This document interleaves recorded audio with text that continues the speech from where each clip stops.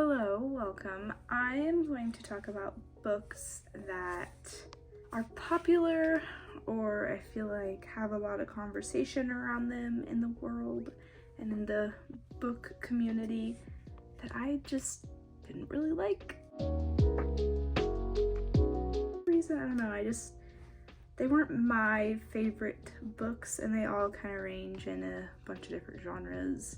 So the first one I'm going to start out with If He Had Been With Me.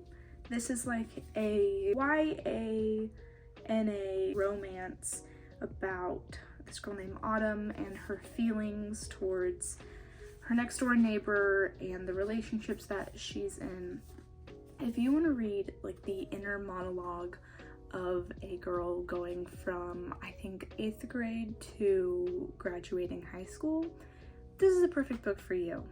I just didn't feel like it was as good as everyone had put it out to be. I felt like there was a lot of things missing from this book, and the reason why I think it's so highly rated is the last like few chapters are probably only the like saving grace of this book. I finished it, I didn't DNF it, but I just wasn't a fan. It felt rushed. It felt like the author was trying to just complete a book to complete a book. There was so much promise with the little back blurb. I don't know. I really just didn't enjoy it. The next book I am going to talk about, which potentially might be one of the more controversial ones in this stack, is A Beautiful Disaster. I read this book before I watched the movie. The first half of the book, great, wonderful, this nice banter, really nice relationships. You kind of like start falling for Travis. You start loving him, hating him, getting different opinions. I felt like Abby was a little whiny, but that kind of came with this style of book. The last half of the book, A Beautiful Disaster. Like, it just wasn't it for me. I felt like the book could have been wrapped up halfway through. The last half felt weird. It felt like too many like tropes going on in this book. We already have bad boy and good girl like trope, and then it just got weird. So I don't know, I didn't really like it. I think I rated it 2 stars. I finished it like maybe it's supposed to be bad on purpose, or I don't know. The next book is The Fine Print. I just don't know. This book, it was predictable. And it was predictable like in the most classic version. This is definitely NA.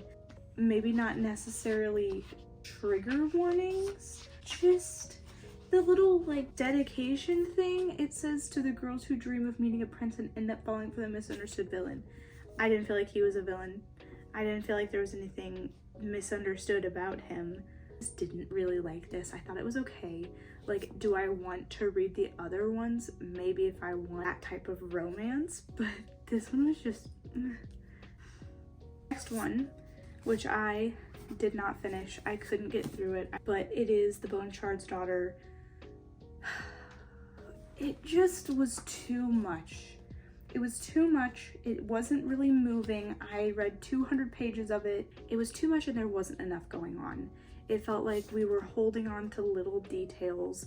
It felt like we were grabbing and like reaching for straws on certain points of this book. I just didn't like it.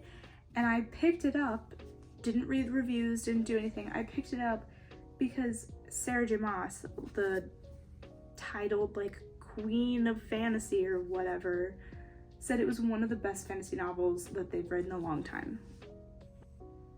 One of the best? Where? Did I need to read 400 pages? There's not even 400 pages in this book. Where was it the best? Because that's what I want to know. Last, and certainly not least, and maybe the most controversial take of all of this, The Inheritance Games. I don't know. And I know it's supposed to be super good. Everybody raves about this. My friend who has read all of them said that the first one was not her favorite, and maybe I just need to read the rest of them, but it just wasn't what I wanted. I was wanting more mystery, more twists and turns, more this, more that, and I was left with predictability. Something that I was shocked about from Jennifer Lynn Barnes, because I've read other stuff by them, and I was just shocked that it wasn't as mysterious, it wasn't as mind-bending as I had thought it was going to be. And maybe the rest of them aren't.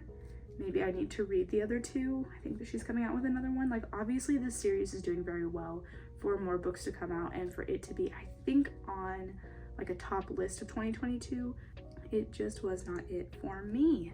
Those are my takes on books that I just felt like were overhyped and didn't deserve the hype, and I just didn't understand them. Hopefully you enjoyed this. If you like book videos, please comment down below like what you're wanting to see out of book videos and what you might want me to do, and I'll try to keep doing these. And yeah, that's about it. Okay, bye.